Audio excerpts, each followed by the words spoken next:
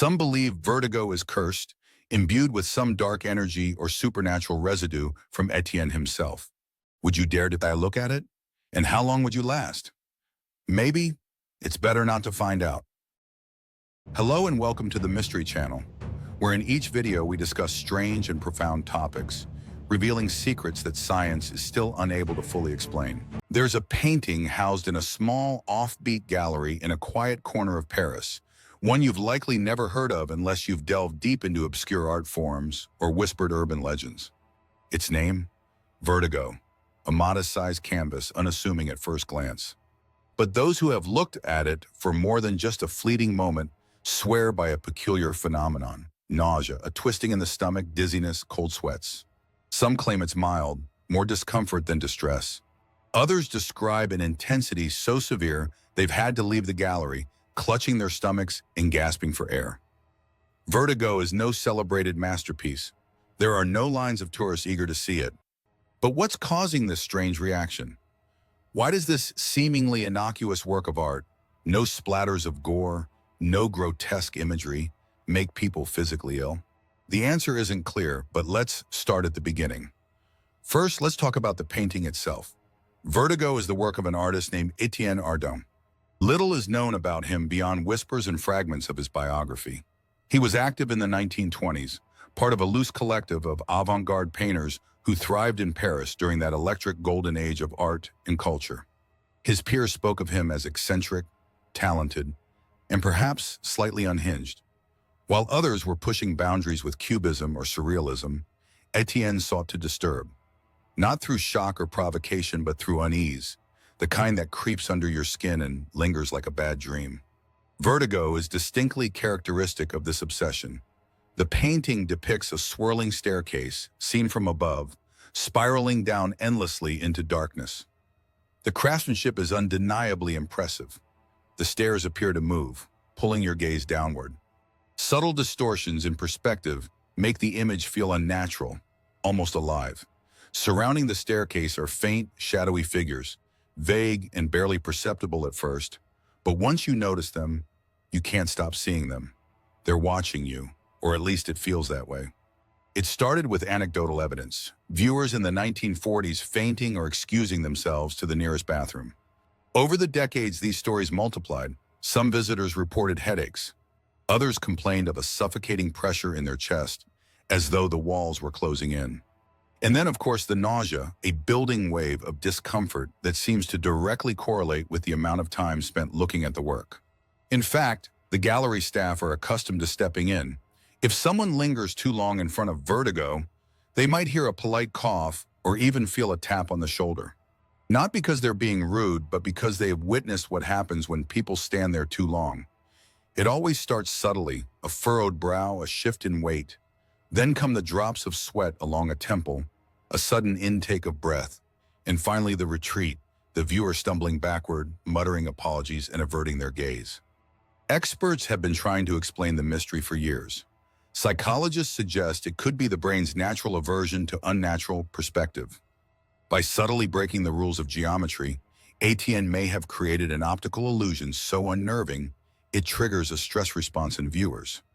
Neurologists, meanwhile, have floated theories around the concept of visual overstimulation, the colors, spirals, and shadows working in tandem to overwhelm the brain, causing symptoms not unlike vertigo itself. These theories are plausible, but they don't satisfy everyone. After all, why don't all paintings with distorted perspectives invoke the same reaction? Why this one? And then there are those shadowy figures. What is it about them that feels so oppressive? But the theories don't end with science. Some believe vertigo is cursed, imbued with some dark energy or supernatural residue from Etienne himself. They point to his strange and tragic end as evidence. In 1901, shortly after finishing the painting, Etienne was found dead in his studio. Officially, it was ruled a tragic accident, a gas leak, they said. But whispers from those who knew him paint a more chilling picture. According to one account, when the authorities broke into his studio, they found him seated in front of Vertigo, his lifeless eyes fixed on the swirling abyss of his own creation. The rumor goes that he had scribbled something in black charcoal on the wall behind him. "It sees me." This, of course, has done nothing to help the painting's reputation. Over the years, paranormal investigators and occult enthusiasts have flocked to the Maison de Brouillard, hoping to unlock its secrets. Some claim the painting possesses its own consciousness, malevolent, seeking to draw viewers into its trap. They describe the shadowy figures not as passive onlookers, but as souls trapped victims of the piece. The painting is alive, one conspiracy theorist declared adamantly in an interview some years ago. It feeds off your unease. But does it? Or is this merely our desire to make sense of the inexplicable? If there's one thing human beings cannot resist, it's filling the void of mystery with stories. And that brings us to the present day. Despite the warnings, despite the lore, vertigo still hangs on its lonely wall in room 4. Signage and disclaimers advise visitors to proceed at their own risk, but the painting remains unprotected otherwise. Visitors still trickle in, some out of morbid curiosity, others determined to tackle the challenge. Many leave bewildered, others queasy, but a few seem unaffected entirely. Is this biological, psychological, or something else? Interestingly, even modern technology has failed to crack the mystery. Digital scans of vertigo seem normal, purely mundane pixels on a screen. You can Google the painting right now and feel nothing, just a slightly eerie work of art. But those who have seen it in person insist that no digital medium can replicate its effect. It's too sterile, stripped of the painting's presence, its weight, the way it seems to radiate unease like heat waves off asphalt. So here it remains, a quiet masterpiece of terror and nausea, a creation of a forgotten artist whose work has outlived him in all the strangest ways. And whether the mystery of vertigo is ever truly solved or not, one thing is certain: its peculiar legend will endure, somewhere at that strange intersection of science, art, and the unknown. First, let's talk about the painting itself. Vertigo is the work of an artist named Etienne Ardin. Little is known about him beyond whispers and fragments of his biography. He was active in the 1920s, part of a loose collective of avant-garde painters who thrived in Paris during that electric golden age of art and culture.